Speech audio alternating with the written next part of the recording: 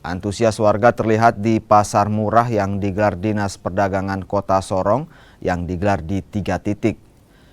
Sebanyak 1.300 paket disediakan dan dijual Rp245.000.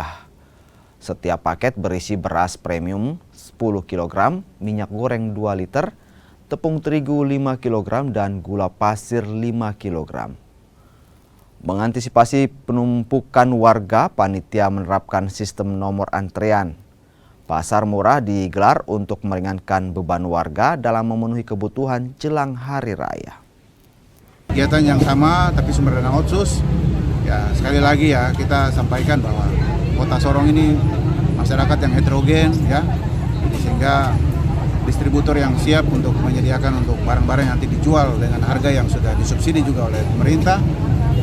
Kita berharap bahwa barang-barang ini tetap harus diperhatikan kadaluarsanya, sehingga warga kita terutama yang mau melakukan perayaan Natal dan Tahun Baru, mereka bisa bikin kue Natal ya. Kami sangat bersyukur karena biasa di hari raya nih kami terkendala dengan biaya-biaya di pasar yang melonjak.